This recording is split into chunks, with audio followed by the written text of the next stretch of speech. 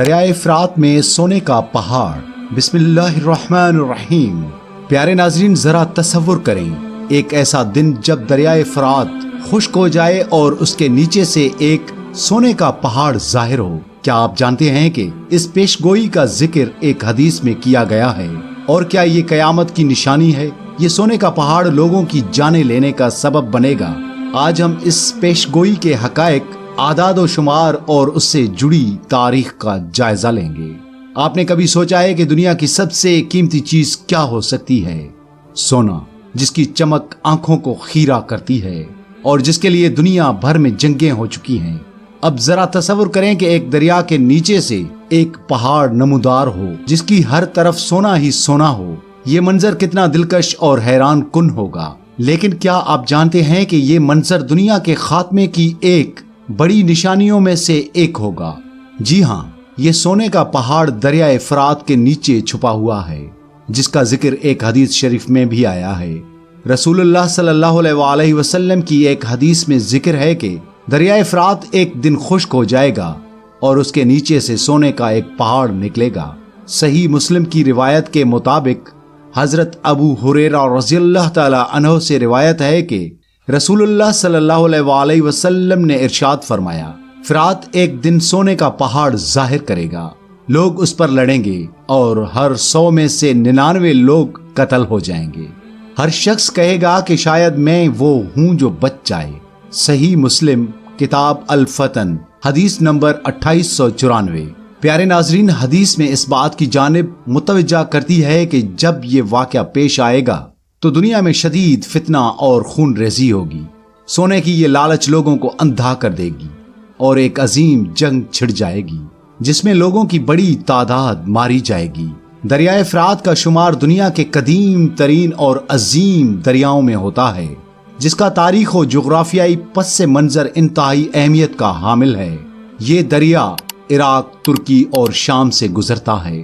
سونے کی تلاش کا ذکر اس علاقے کی قدیم تاریخ میں بھی ملتا ہے اور مختلف ادوار میں یہاں معدنیات کی کان کنی بھی ہوتی رہتی ہے۔ تاہم دریائے فرات کے نیچے سونے کا پہاڑ ایک بہت بڑی پیش گوئی ہے جس کا ذکر اسلام کی احادیث میں کیا گیا ہے اور اسے قیامت کی ایک بڑی نشانیوں میں شمار کیا جاتا ہے۔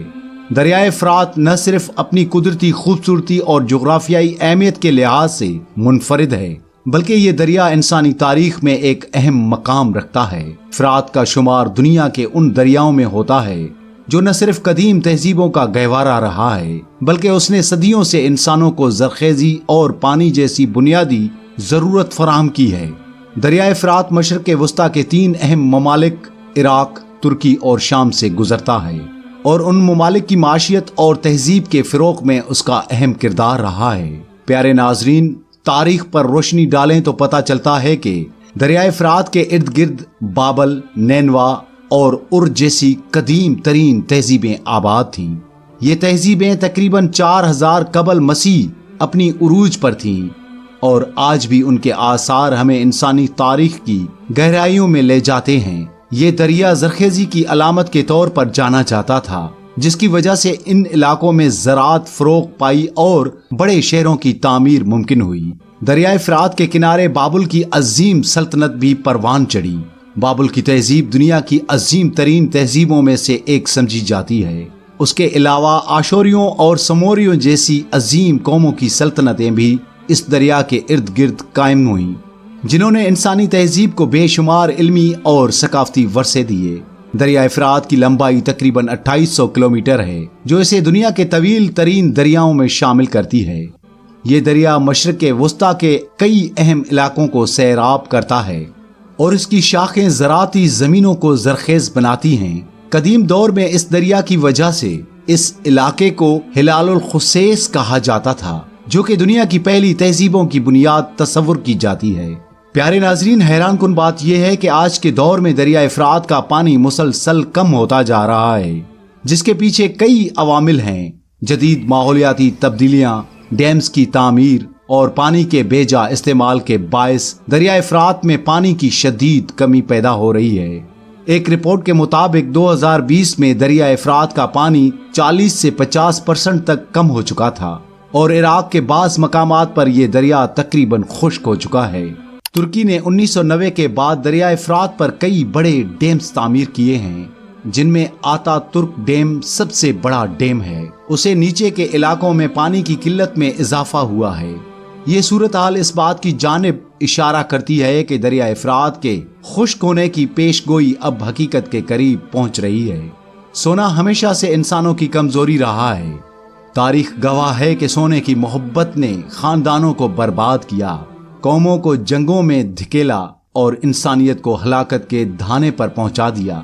سونے کی لالچ نے قدیم تہذیبوں سے لے کر جدید معاشروں تک انسانوں کو جنگ و جدل میں مبتلا رکھا ہے۔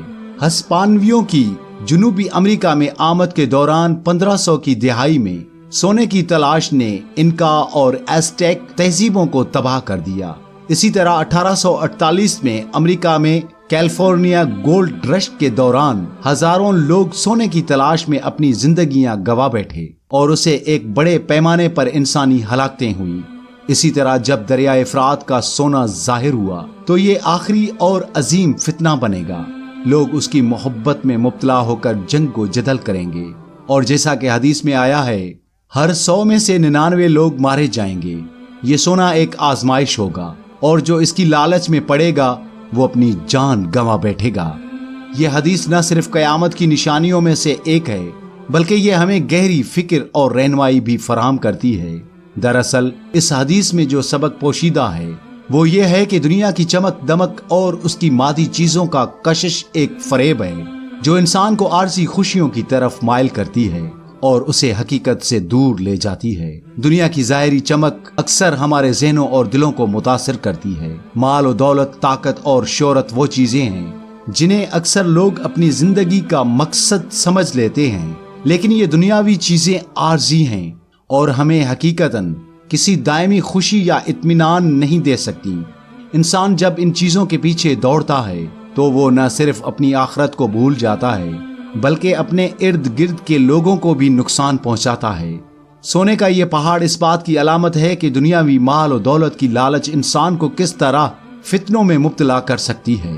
حدیث میں یہ واضح طور پر بیان کیا گیا ہے کہ لوگ اس سونے کے حصول کے لیے اپنی جانیں دینے کو تیار ہوں گے اور خون ریزی کریں گے۔ اس کا مطلب یہ ہے کہ دنیاوی خواہشات اور مادی دولت کی لالچ انسان کو اس حد تک اندھا کر دیتی ہے کہ وہ اپنے اصولوں، ایمان اور انسانیت کو بھول کر صرف مال کی چاہت میں لڑنے مرنے پر تیار ہو جاتے ہیں۔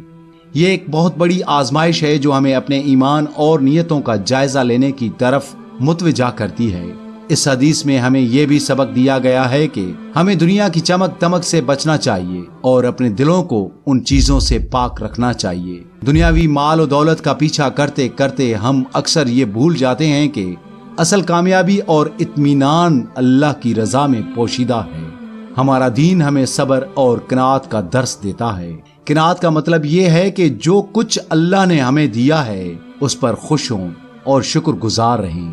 دنیاوی دولت میں ہمیشہ اضافے کی طلب اور لالچ انسان کو اندھا کر دیتی ہے اور اسے راہ حق سے دور کر دیتی ہے۔ یہی وجہ ہے کہ ہمیں اپنے دلوں کو دنیاوی خواہشات کی آلودگی سے پاک رکھنا چاہیے اور اپنی زندگی کو آخرت کی تیاری کے ساتھ گزارنا چاہیے۔ یہ حدیث ہمیں اس بات کی یاد دہانی کرواتی ہے کہ سونے کا پہاڑ ایک فتنہ ہے جو لوگوں کے ایمان اور صبر کا امتحان لے گا۔ جو لوگ اس امتحان میں کامیاب ہوں گے وہی آخرت کی کامیابی حاصل کریں گے۔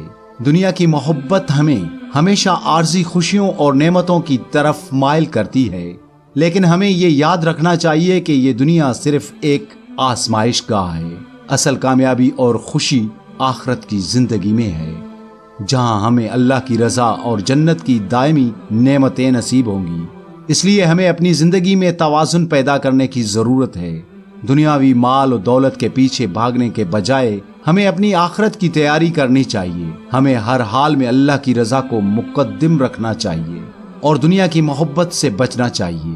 دنیا کی چیزیں فانی ہیں، لیکن ایمان اور نیک عمل وہ چیزیں ہیں جو ہمیں دائمی کامیابی اور اطمینان فراہم کرتی ہیں۔ دریائے فرات کا سونے کا پہاڑ ایک پر اسرار پیش گوئی ہے جو ہمیں دنیا کی حقیقت اور آخرت کی تیاری کی یاد دلاتی ہے۔ یہ واقعہ قیامت کی نشانیوں میں سے ایک ہے اور اس کی حقیقت ہمیں اس بات پر غور کرنے کی دعوت دیتی ہے کہ ہم اپنی زندگی کیسے گزار رہے ہیں۔ کیا آپ اس دن کا سامنا کر سکیں گے جب سونے کا پہاڑ لوگوں کو فتنوں میں مبتلا کرے گا، یا آپ ایمان کی روشنی میں اپنی زندگیوں کو سنواریں گے؟ امید ہے دوستو ویڈیو آپ کو ضرور پسند آئی ہوگی اور ضرور کچھ سبق حاصل کر لیا ہوگا۔ مزید اس طرح کی دلچسپ ویڈیوز دیکھنے کے لیے چینل کو سبسکرائب کیجئے اور بیل آئیکن کو بھی ساتھ میں پریس کیجئے تاکہ نئی آنے والی ہر ویڈیو آپ کو بر وقت ملتی رہے۔ والسلام۔